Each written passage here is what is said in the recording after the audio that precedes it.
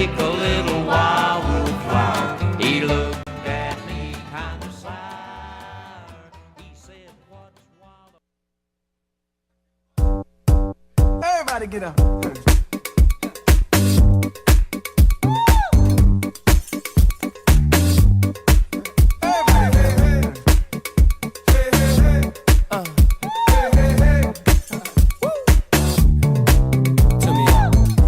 Good Monday morning. You're listening to Sissys Social Circle on 99.9 FM. Welcome, and I'm glad you've joined us. If you're just tuning in, or if you listened last week, I want to take a moment to introduce my special guest in the studio today. This is Hillary Libby. Hello. And now Hillary, she cracks me up because she says, I don't really know a lot about radio, but kind of, I feel like through osmosis, she really does, because she sleeps next to a very well-known radio personality. And when I say she sleeps next to him, she is married to him. So it's legit. So his name is? Brad Steiner. From the mountain. So if you... Hits 96. So if you listen to any radio and Chattanooga stations, he is a very well-known radio personality. Now, do you get any free tickets to music events? Yeah. Do you? Yeah, we do. We love music. So Bonnaroo, probably the most notable. We do Bonnaroo every year. This will be our 8th year. Wow. Wow. So, now, do you guys camp out? We do. We have a tent. Some people call it glamping. We have a raised bed, and we bring like our fluffy comforter, and we decorate it. We have like an area rug in our tent. It's a little bit. It's a little bit glamping. Do you bring your dogs? No, there's no pets allowed at Bonnaroo. I wish. Yeah. Well, that's probably good because you might have dog fights and whatnot. People let their dogs and their animals run wild and be a little bit, more chaos than it already is. It's wild enough as it is, yes. I'll tell you a funny story. Back when I was a drug rep, I had a doctor that I used to call on in Manchester, and so he loved Bonnaroo. Now, he was a very eclectic man. He had crazy hair, sometimes different colors, and when I say different colors, not like really good, like a home-dyed, bleached job, not really good. And he had about 6 kids by 4 different women, so he was very eclectic. And so he loved to go to Bonnaroo, and so Manchester was part of my territory, and we knew that during Bonnaroo, really, it was a miserable time to be up there, but we had calls to make. And so right after Bonnaroo, there was a sign posted on his door, and it was from his nursing staff, and they said, if you have seen Dr. Florence, was his name, please let us know. He has disappeared. And they were so mad at him because for a week he just disappeared after Bonnaroo and no one knew. And so every day they would come in and they would have to reschedule, patients and say he's a no-show. He may be laid out in the Bonnaroo field somewhere. We don't know. And then all of a sudden one day he showed back up. It's my kind of doctor. He was a very strange man. I could tell you all kinds of stories about him. Wow. I know. And so, he was a very interesting man. So, and he's still practicing, I think. And, but every time I think of Bonnaroo, I think of him and how he disappeared that one year. Yeah. But that could have been the most fun week of his life. It probably was. Who knows what happened? Yeah, Bonnaroo is a blast. So that's probably our favorite music event. We love it. Yeah. So Hillary, tell me a little about yourself. Now, she has her bachelor's degree. Mm-hmm. And she's actually a pharmaceutical sales rep on the animal division side. Yeah, I work in animal health. So I do that in my corporate life. I started business school. That's sort of where I started. But I've always had a passion for just holistic wellness, really. Yoga practice probably all started for me about 11 years ago when I started practicing yoga. And then alongside my yoga practice, I started to think about what I put in my body, not just like what I did, the postures I did with my body, but what I put in. And so I started to get a little more healthy and a little more healthy and a little bit more conscious. And so that sort of grew for me and over the years. And then I decided to do yoga teacher training after many years of practice, which you know. We went through our yoga teacher training together, and I actually met Hillary a couple of years ago on my birthday. Andy said, what do you want for your birthday? And I said, I'm trying to think of like the most perfect day. So I said, I want to get up at 5 o'clock and I want to go drive down to Yoga Landing and I want to do a 2-hour Ashtanga practice. I've never done that before. And then I want to go get coffee and I had all kinds of stuff planned. And then he did a big, nice dinner for me, birthday dinner with several friends at Aaliyah's. It was wonderful. But that was where I met, when I met Hillary. And so she was practicing next to me. And I said, look at this girl over here. She's pretty good at this. She knows what she's doing. And Hillary at the time had just finished running a marathon. Yes, I had. Chicago. She runs a lot of marathons and she's super duper healthy. And I was really surprised too to find out that she's only 1 year younger than me. But I think because of the way she takes care of herself, she looks 10 years younger. No. She does. But also this is my excuse all the time. When I see someone that looks really good, I'm always like, they haven't had kids. And I don't. I don't. She has fur babies and that's all she has right now. So now Hillary, okay, so you're a holistic health coach. Yes. You got your certification in that. When did you finish? I finished that last year. So I decided to do that actually while I was in yoga teacher training, when we were doing all of our meditating and journaling and inward work. And for a long time, I've studied the stuff on my own. And I'm like that dork that reads, has stacks of nutrition and wellness books by my bed. And I always have. And people would reach out to me a lot and ask for help. They would ask, for me to help them eat more like I do, or help them like go to the grocery store and figure out what's healthy and what isn't. And so I don't know, during all that meditation, during yoga teacher training, I just kept thinking, why am I not doing something with this? Why I have good stuff that I can share and I need to be doing something with it. And so that's when I decided to enroll with the Institute of Integrative Nutrition, is where I did my study. Was it an online? Mm-hmm. Yeah, they're based in New York City, but it was an online distance program. How long did it take you to finish it? It's a year program. Mm-hmm. It's really fun. It was really fun. Yeah, it's very expensive too. So if you hear someone who is certified in that, plenty of people can claim to be, but just, and I say the same thing with yoga. You want to take from someone who is certified. Occasionally I'll run into people that'll say, well, I take, yoga from so-and-so and I, not, if they're not certified, you really need to go through the process. Yeah, it's important. For sure, There's a reason go through for the it. process, and then I really feel like I'm a lifelong student. Just like with yoga, we do our teacher training, but that's just skimming the surface, and then we continue to study, and we study on ourselves, and we do workshops, and that's how I am with wellness as well. I'm always reading. Usually a yoga book, a wellness book, a yoga book, a wellness book. Now, were you raised like this? Were you raised healthy, eating healthy? Did you eat? No. Did you guys eat fried foods and McDonald's? I did eat McDonald's. I had very much standard American diet. I like to call it the sad diet because it tends to not lead to wellness. So, but yeah, I did. And especially in high school and college, man, I ate Taco Bell and McDonald's and tons of ice cream. I ate terribly. So I was raised just like everyone else. So, people will look at me how I am now and they'll say, well, this is easy for you because this is how you are. And I'm like, no, this is not how I've always been. It is easy now because it's mindful, conscientious choice. Yeah, it's been a process, and it's just changing habits. Really, it's just changing habits. I read an interesting article a while back, and this was from Eating Well magazine. And so Eating Well magazine is one of my favorites, but they had just a really interesting article about the way we eat and how we eat. And I may have mentioned this before. And it was a woman who loved to eat healthy, and her husband did not. And so through some research and looking at a few studies, she realized a lot of it was traced back to in the womb. And so her husband was born and raised in Texas. He liked beef brisket, barbecue, baked beans, high-fat stuff. He liked pork cutlets, and that's what he was raised on. And that was what his mother ate when she was pregnant with him. Looking back at the way she was raised in upstate New York, raised on a very healthy diet. They had their own garden and everything organic, even back when she, and that's the way her mother ate when she was pregnant with her.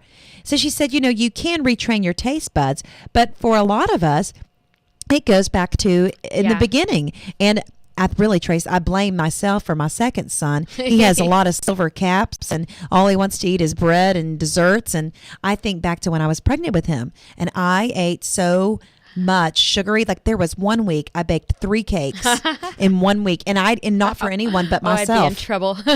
I know. I think about that. I think that's, and so every time he eats desserts, I think, oh, it's just that's all he wants. There are studies that show that it does have an impact. It starts in the womb, and there's studies looking at a lot of different disease states as well that traces it back to what, not only what the mother ate, but how, if she was stressed. So there's a lot of outcomes based on that do begin at birth. And then there's a lot of studies that look at like your lineage too, kind of what, your, even back your ancestors, like what they ate, look at where they're from, what kind of diet they ate. So there is that, but man, we live in a world where we have so many choices. We have so much abundance that we can choose from food wise. So, you're a product of your choices. So I think you are. And one thing in particular I was reading recently, I read Forks Over Knives. Well, I shouldn't say recently, a couple of years ago. So it was a great book. And one of the things that they said was, oftentimes people will say, well, cardiovascular disease runs in my family or diabetes. Yes. It runs in my family. But the truth of that is for people who have cardiovascular disease, only 10% of those people had it genetically. The majority of those, it is diet and lifestyle. And so if you look at that person's family, maybe they're all obese and overweight. And it has to do culturally with the way that they're eating fried foods, and they're eating in a terrible habit. And it's not that it's genetic, it's that you are all eating the same way. Yeah. Yeah. One of those doctors on Forks Over Knives, I forget which one, maybe it was Dr. Furman that I've heard say this, but I love this expression because it just speaks to me. He says that your genes load the gun, but your lifestyle pulls the trigger. And I love that because we do have genetic predispositions. We have family history, but whether or not that gene is expressed depends so much on how you live, what you eat, exposure to toxins. Like there's so much that you can do. Well, since you eat vegan, and for those of you that don't know, so I am mainly a vegetarian diet. I eat very little to no meat, but Hillary, she does not. Her rule of thumb is if it has a face or a mother, she stays away from it. Yeah. So do you do honey? I do honey as long as it's local. And, that's many vegans would say, no, it's an animal product. And it is. Bees are animals as well. But I sort of look at it as I want to support people who are supporting bees because bees are so important to us as a human race. If they go away, we're in trouble. We're in deep trouble because they pollinate all of our food, And so when I think of almonds, for instance, they ship bees all the way to California, like truckloads of bees, so that they can pollinate the almond trees, and if bees collapse, we're in for it. So I think like supporting bees on a local level and is important.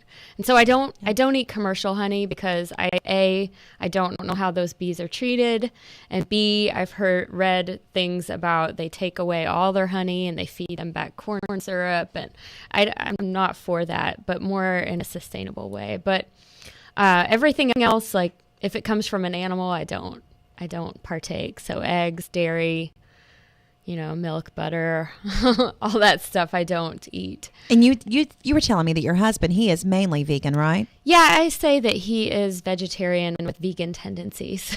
But sometimes he'll eat a cheese sandwich? Yeah, occasionally he'll eat cheese. Usually when we're out.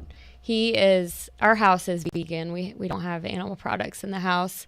He didn't love that when I first I was not this way when we got married. So it's a bumpy road at first when you decide to make a major lifestyle shift. The person that you're married to is like, what? I mean, he was kind of taken aback. And the funny thing is, the first thing he said was, "What about Thanksgiving?" And I was like, "Well, Brad, it's February. So can we maybe get through, a month or two and see how this goes, and we'll worry about Thanksgiving when we get there." I did say when I was doing straight vegetarian and I was hosting Thanksgiving, and everyone said, "What about the turkey?" And I told my sister, I said, "We're going to have a tofurkey." Yeah. And then my niece cried. Oh. But sometimes I enjoy ruining holidays for others. So I said, you people won't even realize it's not there. I mean, No, you think you that really you're going to don't. be honed in on the ham and turkey. I promise you.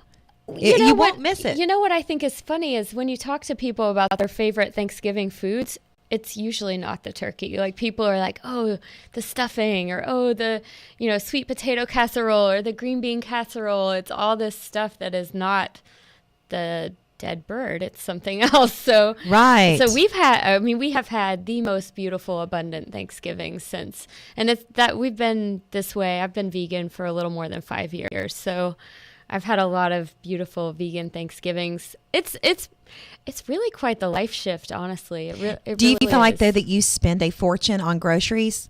I really don't. How do you do this on how do you do it on a budget if you've got a tight budget? Yeah, it can be done. I mean, you can certainly spend a lot of money on vegan food, and where I think vegan food is most expensive is if you're buying processed stuff. If you're buying like the vegan meats or like some of these things that are processed, but when you pare it down to vegetables and beans and rice, grains, you can buy really high quality stuff and it doesn't cost that much. I mean, you can make a huge pot of lentil soup, with all these fresh veggies and lentils that you buy dried and you cook them, and it's a few bucks. It's really not expensive if you eat in an unprocessed way. And I'm a big proponent of we have a great, in this area, local food movement. So we have all these farms. And I do a community supported agriculture, a CSA. Have you heard of that? Yes. Yeah. So which means it's a farm that it's a group of people who support the farming and and then everyone enjoys the abundance of the exactly. Right? Exactly. Yes. So you pay the vegetables. farmer a chunk at the beginning of the year, like around now through April is kind of April, May is when most farms are signing up CSAs. But community supported agriculture, you pay them a chunk of money and it helps fund their operations. And then every week you get this big box of produce. And I have done it. I think this is my 4th or 5th year for doing a CSA. And it's really cost effective when you look at how many weeks of food that you're getting for your chunk of money. It comes out to be really nice, and then you're supporting local farms, and it's all organic, and it was just picked that day, and it's a really sweet way to eat because it changes how you eat. And instead of going into the store with a recipe, like, okay, here's my recipe, I'm going to go to the store and buy these ingredients. Instead, it's reverse. It's like, here's your ingredients. You have this box of food, and then you're like, okay, what do I make with that? So it changes. You're the Iron Chef. Yeah, it changes it. And I've learned about different vegetables that way. Like the one veggie that sticks out that I was like, what in the world is that funky looking thing? But it was a kohlrabi.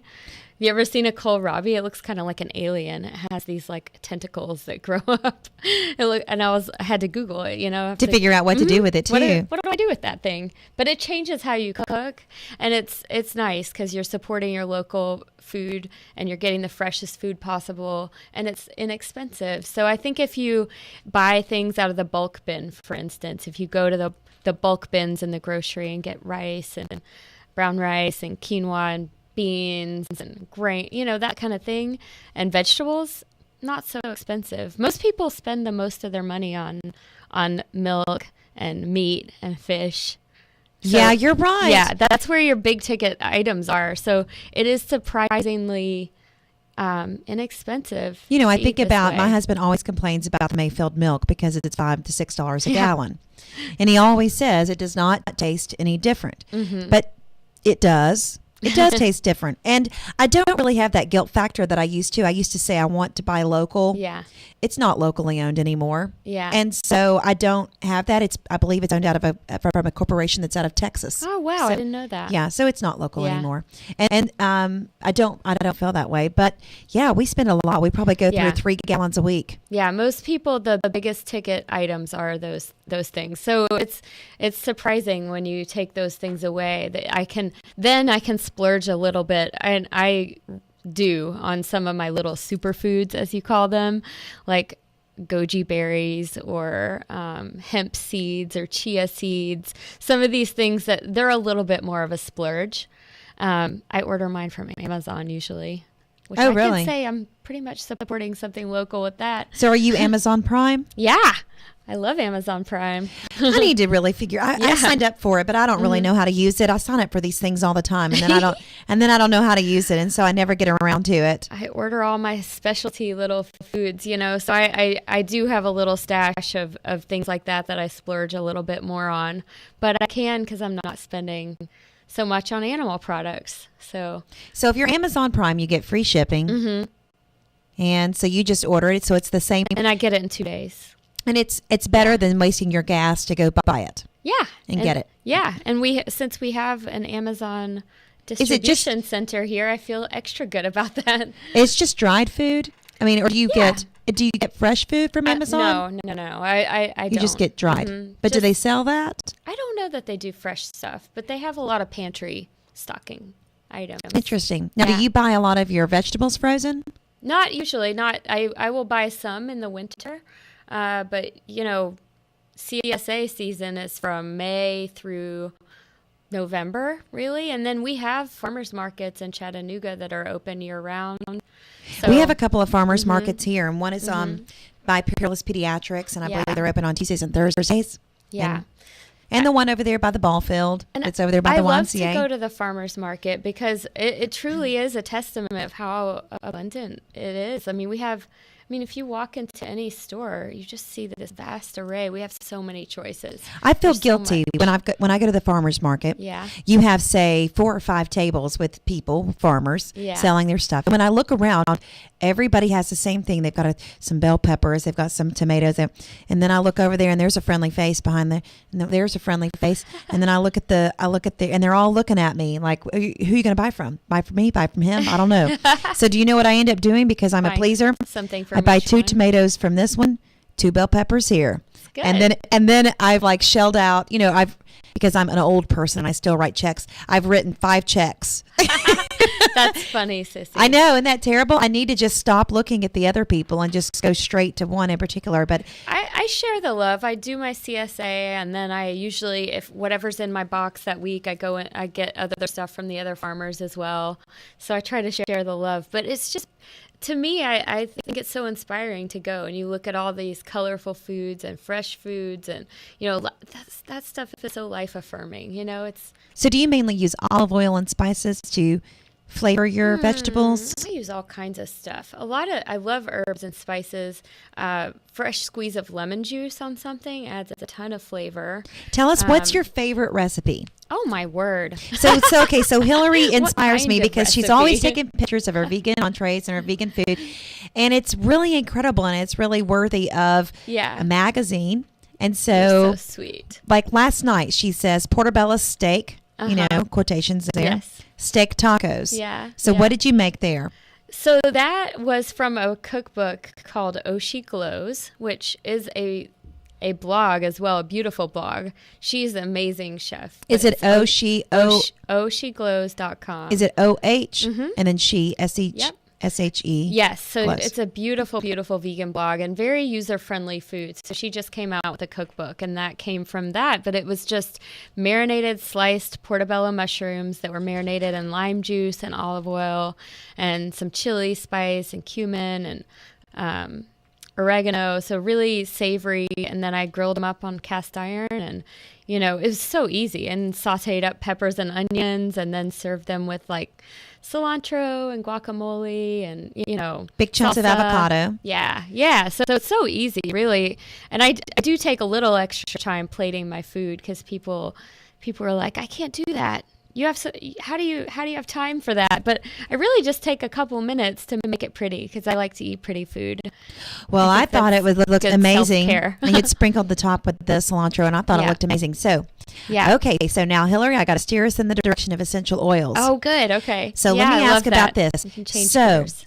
I don't believe that you can avoid traditional medicine on all accounts. No, nor do I. But I do think that there are certain little things that we can do to better our health. And if it's something as easy as something that's natural, Yes. why not? Right. Exactly. Yeah. No, and it's very empowering. So I I do. I've become a little bit of an essential oil junkie. Now, when did you get into essential oils? I started dabbling in it a few years ago, just like a little bit of aromatherapy here and there and in my bath. And so I started just buying some at the health food store, and I had like a little stash, but I started last year with the therapeutic grade oils, and those are what have really rocked my world because they have very medicinal properties. And I use them for everything, really. I use them for cleaning the house. So I make all my own cleaners. I use them to help lift my mood, if I want to cheer up or get some more energy, or at night if I want to sleep better, I put them on at night. But there's a lot of medicinal things. They've been used for thousands of years for their medicinal properties. You can look back at French medicinal uses, or you can trace them all the way back to Egyptians using essential oils. But I mean, we say that, the gifts come from the earth, really. I mean, they're these powerful extracts from plants, and they take them from the leaves, from the bark, from the roots. It depends on the plant, what part it's coming from, but they're powerful, and it's nice to empower yourself to get healthy that way. For a lot of people who don't know about essential oils, it can become overwhelming as far as where exactly do I use the lemon oil, or where do I put it? Yes. That's in a G-rated version. Where do I put it? Yeah. I don't know. Do I put it behind my ears? Do I put it? And I had Johnny Clemens on not too long ago, and he was talking about you can ingest some. That doesn't sound like it would taste good. I've got lemon in my water. Do you? Mm-hmm. Not lemon juice, but a lemon oil? Lemon essential oil. Okay, that's interesting. Disclaimer, you cannot do that with every essential oil. Like if you go to the health food store and buy a bottle of essential oil, and you will look at the bottle and it will say not for internal use. So that's the run-of-the-mill essential oil. So you have to buy the therapeutic grade, and you can always know when you look at the bottle, it'll say supplement facts. Like it's meant to be, you can ingest it. So I had a girl the other day that asked this question. I thought this was a fantastic question. And she said, what is the difference between the oils that the people are selling? Like, so right now you hear doTERRA, you hear the Young Living, and those are oils that you buy from people, distributors, versus going to Abundant Living or a natural or Apple, natural health food store, buying oils there, because she said they both say pure. Yes. But there's a substantial difference. There is, and there's no real regulation on this at this point, and so the oils will say yes, it's all essential oil. Like lemon is a great example. It's pure essential oil, but then it will say not for internal use. Because what else? And that begs the question, like, well, what else is in there? If I can't put it in my mouth, why? I mean, there's no regulation, and there's impurities in a lot of oils and fillers. Like sometimes they'll put some sort of filler oil in there, or there's some sort of impurities that come up in the bottles of oil. So the ones, Young Living and doTERRA, are both, you can ingest those. They'll say supplement facts. All of their oils you can ingest? If the plant is edible. So there's some plants that are not edible. Like I have cypress, for instance, or like white fir. Like you wouldn't want to eat a fir tree, but if it's grapefruit or lime, or even the lavender or peppermint or anything like that, you can ingest those oils. But you can use oils in 3 ways. You can use them internally, like we've been speaking of. You can use them topically, so that you actually rub them onto your skin, or you can use them aromatically, where you inhale them and breathe them in. You can either diffuse them in the air, or you can just hold them on your palms and breathe them in. And it's cool. Your sense of smell is so powerful. It's attached to this part of your brain, like the limbic center in your brain. It actually bypasses your thinking brain. Some people call it the lizard brain. It's like this really, old piece of your brain that you can't access through thinking. It's like only through smell. You know how when you smell something, it can take you right back. It can take you back to make you feel comfortable because it smells like something your grandmother baked you when you were a kid, or there's this piece of your brain that's beyond thinking. And yes, and I was just recently somewhere where someone had horrible body odor. and it was just so bad. It was really, really, really bad. And I had to be in that closed space for like an hour. When I left, I had almost a migraine headache from it. Yeah. And but this person has a really good looking girlfriend, and I can't figure out how that works. I think maybe she doesn't have a sense of smell. Maybe not. I don't know. Maybe she just likes the BO. I don't Well, know. I do not like it at I all. don't have an essential oil that smells like BO, thankfully. Well, I was looking on an essential oil list, and one of the ones listed, and this was actually through yoga, and one of it said it was for patchouli. Patchouli? Patchouli. Yeah.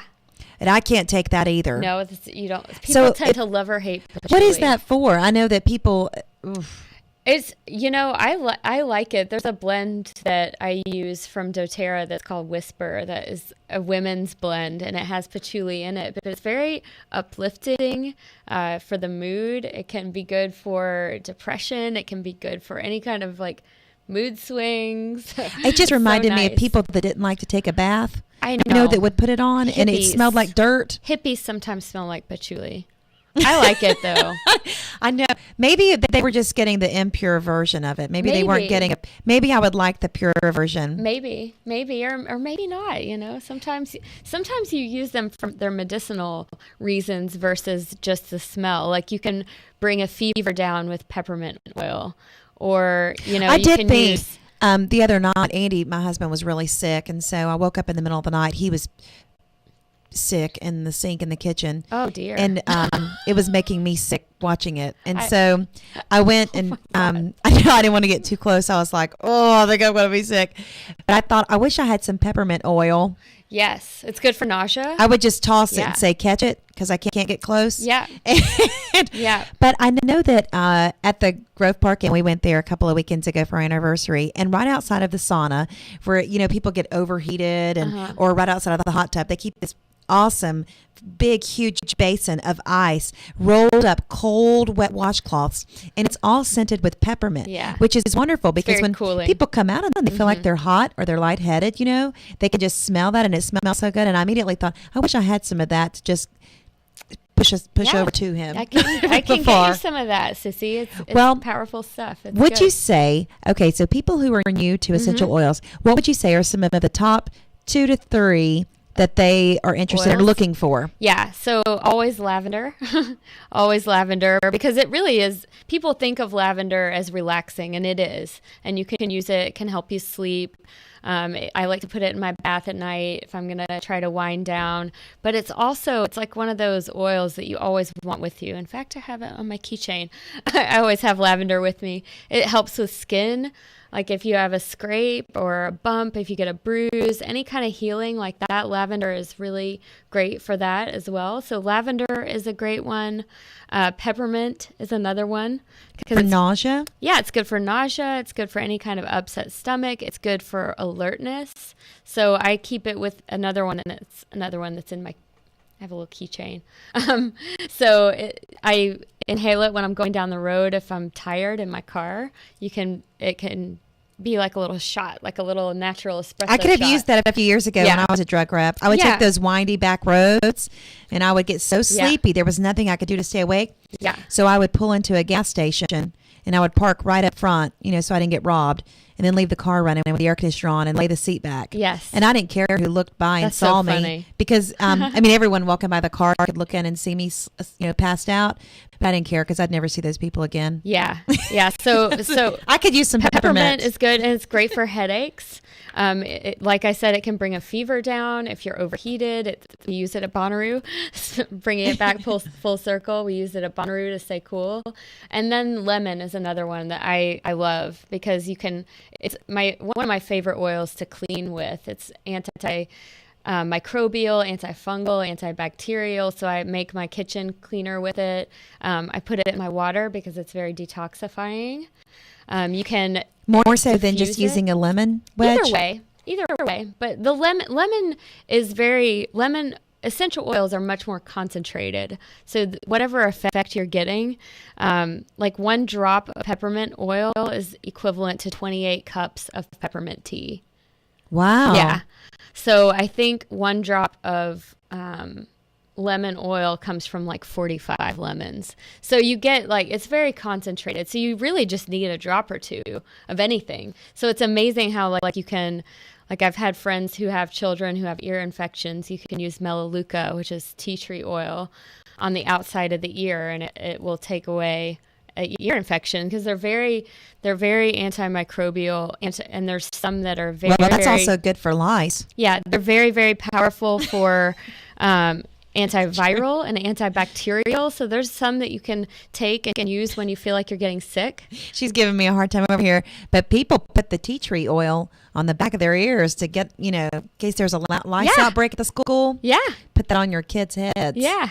Yeah. So I love lemon, lavender, and peppermint. Those are like a beginner's, like those are three that I think you can use in so many ways. And one way that you can use them that's getting a lot of talk right now because of where we live and the season that it is, but the three of those together are a natural antihistamine. So you can put a drop of lemon, a drop of lavender, and a drop of peppermint and put some water in it in a little shot glass and take it. Well, and that would be much healthier than buying an over the counter and less expensive probably. Yeah, I mean, I always ask people, I'm like, what have you even paid attention to the side effects? I mean, when you see any sort of commercial for any sort of drug or anything like that, the side effects are crazy. And then you have to take another drug to deal with the side effect that this drug is giving you. Yes. So essential oils for me are they fit so nicely into what this stuff I love, because food is so powerful, and yoga is so powerful, and essential oils, and we have all these things that we have access to that we can lead a really healthy life, not just one that's free of disease, but one that you feel really, really full of vitality, and you feel really good when you wake up, and you feel full of energy. And I don't know, I think these things that we have, we're very lucky. What about for sleep? So you mentioned lavender, but is there anything for, like, say, stress, anxiety? Oh yeah. There's a lot, and it's a science, like you said. It's a science, aromatherapy and using essential oils, but it's an art too. So I usually lay out my box, and I'm like, what do I think? And I have a reference manual that I use called Modern Essentials. It's a book that you can look up any sort of health ailment or any sort of, and it will give you suggested protocols. As far as, and where to put it? How to use it, where to put it. But it'll give you several different oils, so you can kind of experiment with what you like and what works well. My favorite, there's a blend called Serenity, and it has a lot of lavender in it. I use that. And then there's a root called vetiver. And I am very attracted to that oil. It smells really, really earthy, but it's super, super grounding. And I'll mix those two together and use those as my sleep oil. So, but yeah. And when you use it as a sleep oil, where do you put it? I put it on my feet. So feet are a very powerful place to put essential oils, because you have so many pores on your feet, way more than, they're very concentrated there. And they're big. Right. And I think about whenever my kids have a cough, just a persistent cough we can't seem to get rid of. As crazy as it sounds, a great thing to do is to get Vicks Vapor Rub, and I rub that on their feet. Yeah, it's amazing. So there's a essential oil kind of version of that we have, that doTERRA has, that's called Breathe, that I love, and you can rub it on your chest or on your feet. You can diffuse it. I have a diffuser that diffuses them in the air as you sleep, so you can do that. It's really I can really just cool. imagine anytime I try to do any kind of air freshener, Andy is so mad and gagging. Yeah, but I'd have to find something he would like. But is it a chemical air freshener? Yes. Yeah, those are not good for you. They cause asthma and headaches and migraines. And maybe I should just do the lavender one, but I'd have to put it on low. You should just do some essential oils. Most people who have that kind of reaction to scents, it's because they're, made in a factory. And they're chemicals, and you don't want to breathe in chemicals, and you also don't want to put chemicals on your skin. And that's why I make my own body products with essential oils, because your skin's your largest organ. It's taking in what you're putting on. So if you wouldn't eat it, then I'd be hesitant of rubbing it on your skin. You're putting it's becoming you, An essential oil can be picked up in your bloodstream 30 seconds after you rub it on your feet. Wow. That's how fast it's in your blood. So I always challenge people to look at what you're putting on your skin And would you want that flowing through your blood? It's becoming you. It's becoming your tissues. Same way with eating. I'm always talking about what people are eating and reading the ingredients and looking at what you're putting in. And if it was, made in a lab and it's some chemical that you can't pronounce, no, don't do it, Yeah, and it kind of reminds me too of back when she and I did our yoga teacher training, we had a wonderful Ayurvedic doctor, which is Eastern medicine, but he said a few things that I thought were really practical. And he said, one size does not fit all, and you take a check and balance. And so once you eat something, you wait about, 30 minutes, see how do you feel? And if you feel good, that's a good food for your body. It's just simple like that. So like for me, I love beets and I could eat them all day. Andy says they taste like dirt. I call them dirt candy. They taste a little bit like dirt candy to me. They have an earthy flavor, but I think they taste like candy.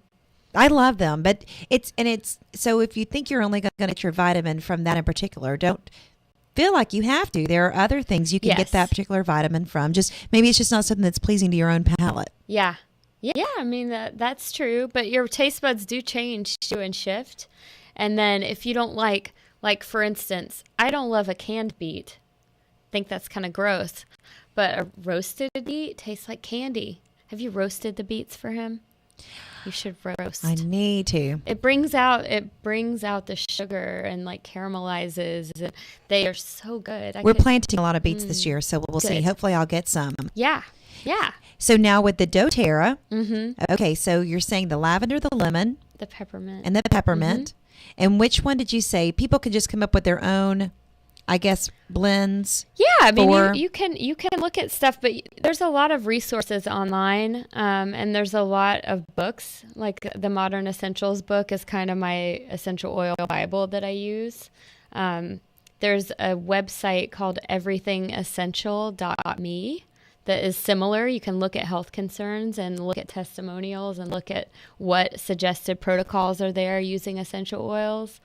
So they're great. It's empowering to be like, okay, something is wrong with me, and I can then open up my essential oil box and figure out what I want to do to support myself. And what would you use for a cough?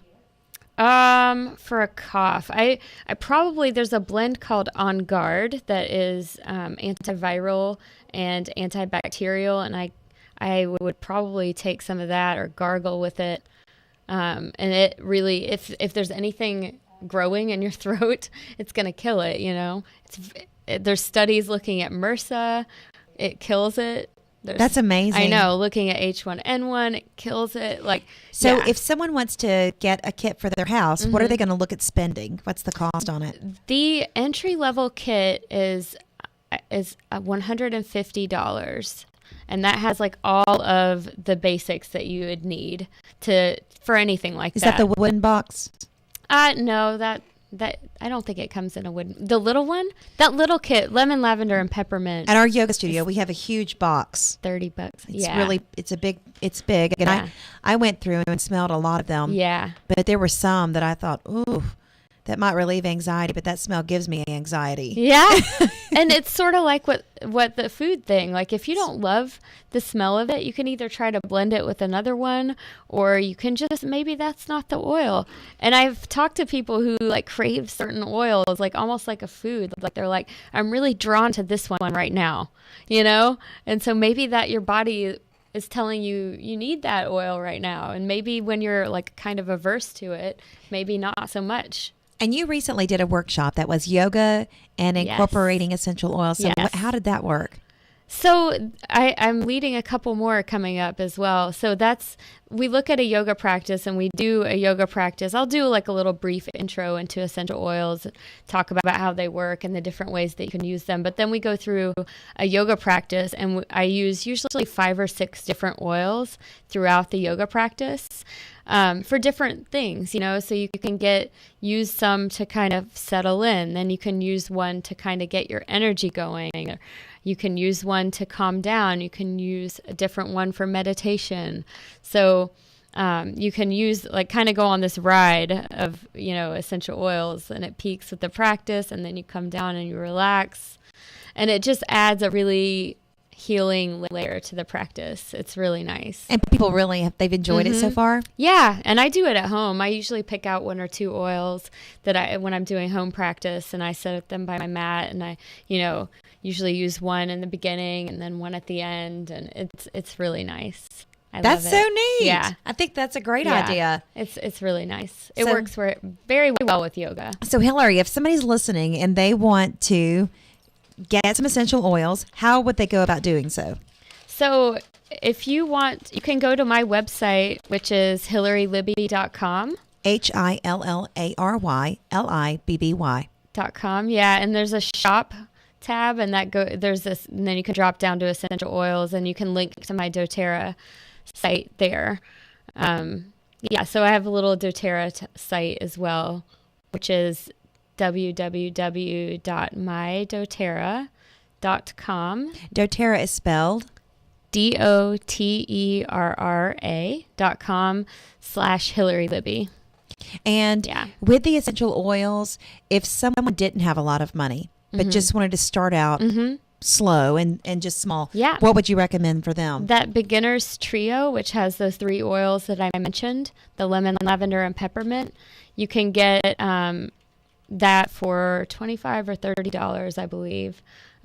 So it's very affordable in that regard. And if you didn't want to wait and you wanted it now, I know that Bee Yoga in Ottawa is selling it. And so they have some there in their store that you could just stop in and grab one. And I know that the essential oils, the 3, the lavender, the lemon, and the peppermint is $30, I think, for that kit. Yep. If you've got any questions for Hillary, whether it's holistic health questions or essential oils, call in. The radio station number is 423-614-5553. And she would be more than happy to answer anything that has to do with essential oils or holistic health. So as a coach, you work with people for better wellness. Yep. And so what would you say is some of the people often come to you with questions about or where they're starting and where they want to be? I think people just want to feel better. I work with some people who have they have some serious stuff going on health-wise, but I think most of the time people just want to feel better. And I find that with yoga as well. Like they just want to feel better. They can tell that they're on a path where they don't feel great. They don't feel great. And so a lot of times they want to eat more vegetables, or they want to, they feel like they don't have time. Or it's just habits. It's hard to change habits, They're in a way that they have always been, and they're still doing that, but that they get an inkling that there's something better. I always think it's easier to do baby steps. It is so much. Instead of saying, tomorrow I'm going to be a vegan. Yes. You're setting yourself up for disaster. Yeah. Did you start, first of all, with being a vegetarian? Nope. I'm one of those crazy people that jumped right from omnivore to vegan, but that's a little unusual, but I did. I was ready. I think it was just like a veil coming off, and I was ready. And did you immediately feel better? Yeah.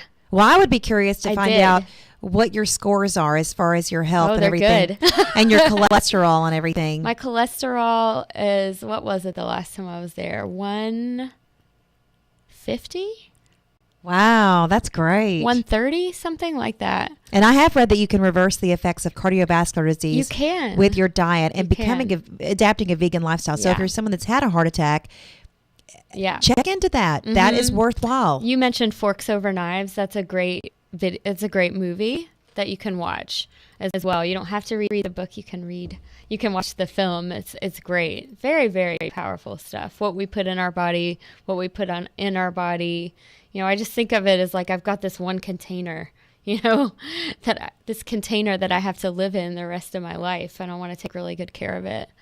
It's not worth it. But there are oftentimes people who just are not willing to make the change because they like what they eat. Yeah. Sort of like cigarettes. They like their cigarettes, and they're not going to give them up. Yeah. And, most people I work with, I don't work in a restrictive way at all. Like I'm never ever going to count calories with you or how many grams of protein or anything like that. I'm going to just help you see where you want to go and get there. And it's very, very joyfully, like it is through like abundant food, great food, delicious food, and food that you do immediately start feeling better. And you have to be someone who wants to plan and is willing to plan. Hillary, so you're on the road with your job Yes. and your career. Yes. So you're starving. And so what do you eat? What do you have with you? So I always have, almost always, some sort of fruit in my car, and I'll always have some sort of trail mix or almonds.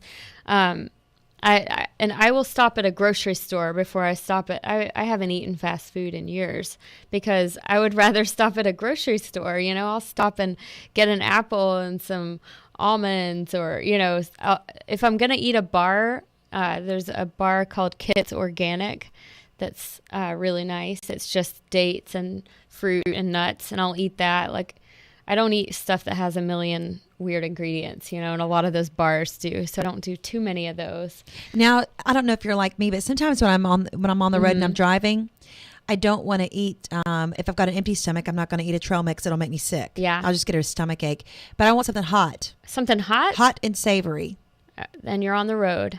I mean, always a soup. You can always bring a thermos of soup with you if you want hot and savory. That's true. Yeah. And the soups are easy, and you can make a bunch of soup, big pot, and then, take a little thermos of it if you want something hot with you. One thing I said to Hillary a while back, and I know this really makes me sound podunk. I was at the Cracker Barrel, and I just was looking at the menu, and I thought, Hillary Libby, what would she order if she came to the Cracker Barrel? So I said to her, I said, Hillary, what do you get when you're at the Cracker Barrel? And she said, I can't eat there. No. She can't. She can't eat anything there. No, they make everything with lard. They do. Sorry. But yeah, no, I don't eat there. Yeah. And so do you find it difficult going out with friends, though, to eat? No, I don't at all. And, I maybe at first a little bit, but if you go somewhere, I tend to like local places. I tend to like places that have that are not a franchise chain. But places are getting a lot more friendly to it. And 5 years ago, it's kind of night and day. 5 years ago, when I said I was vegan in Chattanooga, people were like, what? And now everybody knows what it is. And restaurants have it marked on their menu, and I never feel confined by the menu. And I think this goes for anybody that wants to eat healthier. Like, if you don't see something that suits you on the menu, just ask, like, can you make me something with can you make me like a vegetable plate, or can you make me, a giant salad with this or that? So sometimes I'll look at what they have as side items, and I'll pull together like a meal out of that. But I've honestly had some of the best meals ever at a steakhouse, like a really fancy schmancy steakhouse in Atlanta that I got drugged to for a work dinner. And I just called early and I said, I'm vegan and I'm coming to your place. And the chef made me like a 4-course vegan meal. So I just don't feel limited and boxed in by what's on the menu. Just ask. You're a consumer. You're paying them to eat at their place. You just ask them, here's how I eat. What can you make me? Most places I've found to be very, very accommodating. Yeah. Yeah. So, okay. So we talked about the holistic health coaching. Mm-hmm. So are you for hire on that? Yeah. Yeah. I do take a limited amount of individual clients that I coach one-on-one. And then I'm periodically doing like group workshops and group programs. So so you can find me. I'm on Facebook, I'm on Twitter, I'm on Instagram, all Hillary Libby, or you can go to my website and contact me there, HillaryLibby.com. So that's awesome that you were able to get your name as your in a domain your own, and not have to trade up with any kind of like 1, 2, 3s or anything like that. I know. I was lucky. So any of those places you can reach out to me. I post a lot of food pictures. I post a lot of kind of what I'm up to, what I'm eating. Just try to share my life and share. And it's really crazy how people will tell me that somehow inspired them to change. And that really inspires me to keep going. You feel better right now, probably at your age versus 10 years ago, would you say? 100%. 100%. I do. I feel really healthy and good. And you sleep good? I sleep great. I rarely get sick. Rarely ever get sick. And I feel also there's a piece of veganism that feels good within my soul too, so it's a physical well-being, but it feels really good to be leading a life that is easy on the earth and the environment and that doesn't harm others. So it is tied very much to compassion for me as well. So that feels good for my whole being, not just my body. What do you say to people that say, okay, Hillary, you're not getting enough protein and you have to have protein in your diet? Because I get that sometimes. Oh, you get it all the time. If you're vegetarian or vegan, you might as well just bank on getting that question all the time. But there's protein in every food. There really is. There's protein in kale. Like calorie per calorie, kale has more protein than beef. So, you get protein with everything. And I've never had to worry about protein ever. And I've run marathons. I've run 5 marathons and 1 ultra marathon since I've been vegan. And I've never had an issue.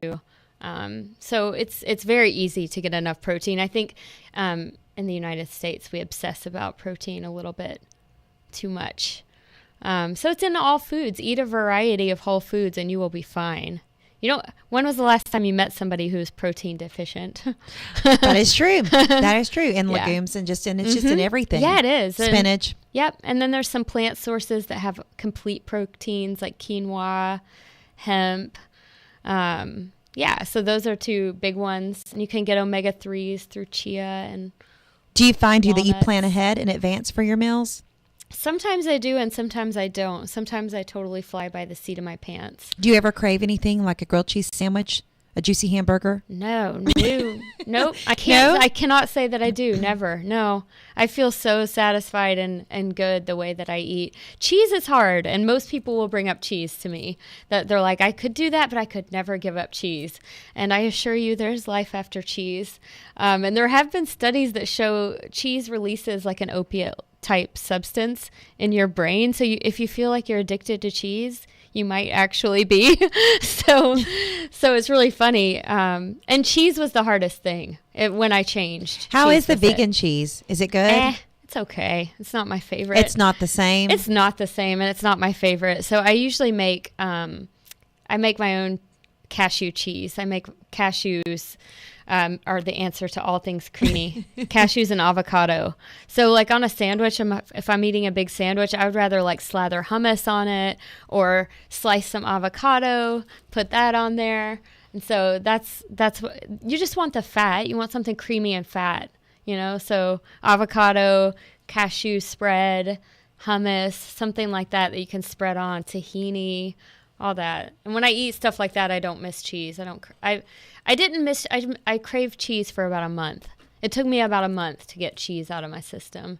And then once it was out, it was fine. Have you had a good response from family and friends, or have you had anyone that kind of gave you that you're crazy look? Yeah, my sister. I have a little sister who's about as opposite of me as you can imagine. She eats she'll grab food at the favorite market. That's her dinner, or a hot and ready Little Caesars pizza. No offense, but she's so different than I am. Well, she gives me a lot of looks. I have this wrap that I use all the time. It's and I love it. And so you just warm it up in the microwave, and I just set it on my lap. So my husband was saying the other day we were going to take a long trip, and he goes, "You could just run into the favorite market and heat it up in their microwave." And I said, I don't want to smell it. It smells like a taquito. Yeah, no. That's not relaxing. Not relaxing at all. Or one of the rotisserie wiener hot dogs. Also not relaxing. No.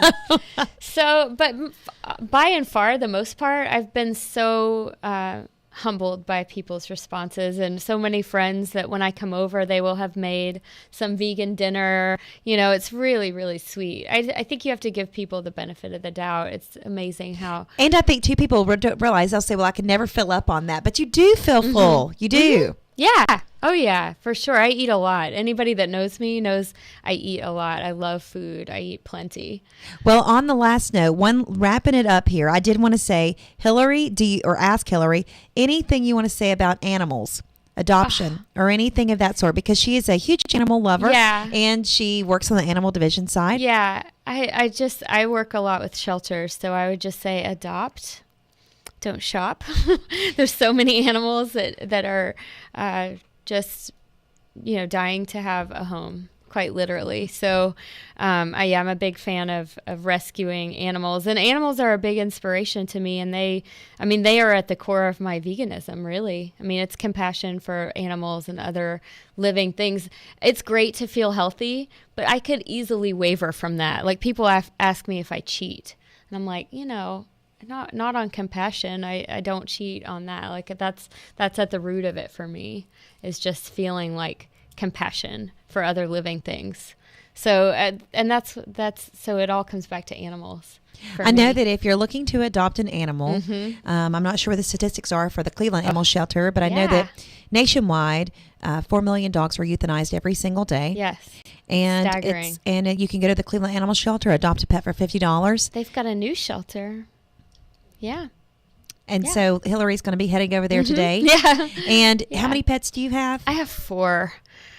Which, I have 2 dogs and 2 cats. Most recently, she's an equal opportunity pet owner. I am. Most recently, a really sweet little pit bull that I found abandoned outside of one of the shelters I work with. But I was pulling in, and somebody had dumped her right at the bottom of the hill. She was in the road, and I was not planning on her at all. I always feel like I'm sounding like I talk about kids. She was unplanned, but I pulled up, she was and there still she a was blessing. there. Yeah, and she's the sweetest. I have developed quite a soft spot for pit bulls because I think they're so misunderstood.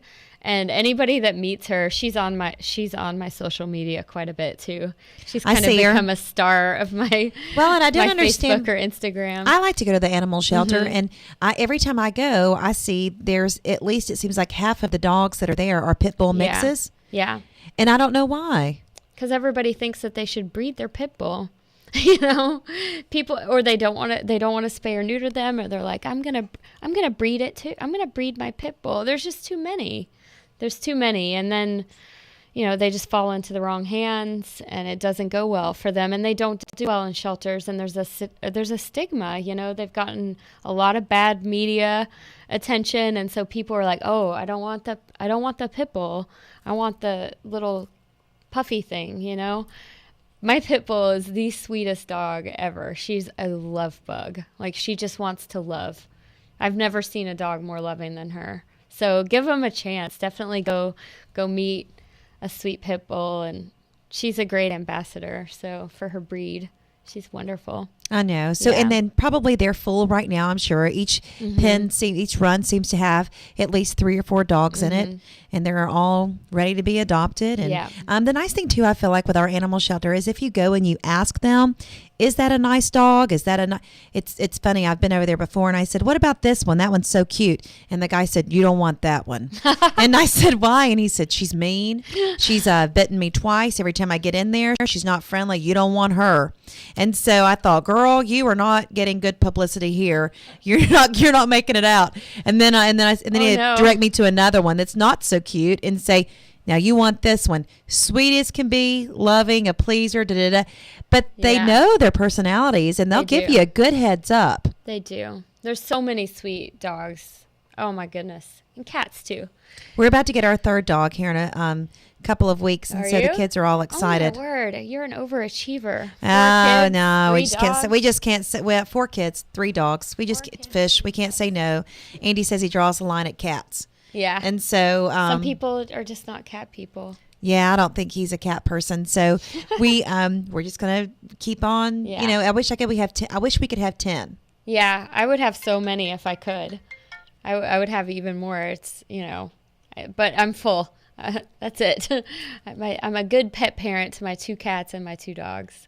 Well, on that note, I love to have Hillary on here, so thanks for coming on. And thank you so much. Hillary's very interesting to me. She's always got something interesting going on, and so Too much. If you're looking for a holistic health coach, someone to help you achieve better results in your health and your well-being and your mind, she's a great one for that. She's also a yoga instructor at Yoga Landing, so you could go check her classes out down there. She teaches on the weekends and early in the morning. You're still doing early in the morning? No, that one's just a staff-led class now. But I teach Friday at 5:30, and then I teach Saturday at 10. What about upcoming workshops? What do you have coming up? I've got some of those essential oils workshops coming up. I've got one at Bee Yoga on April 26th. And then I've got one at Yoga Landing on May 10th. So if you're downtown, you can go to Yoga Landing. If you're out here in Ooltewah, you can go to Be Yoga. But I'll be doing essential oils with yoga workshops. Those will be fun. Those will be fun. Yeah. And then she's got that. If you want to look at some of her vegan recipes, look up HillaryLibby.com and you'll find all sorts of recipes. Thank you. And so, with that said, thanks for joining in and listening. If you've got any questions, go to her website. Look it up. Essential oils, that's the thing. And we'll see you next week. Thank you, Sissy.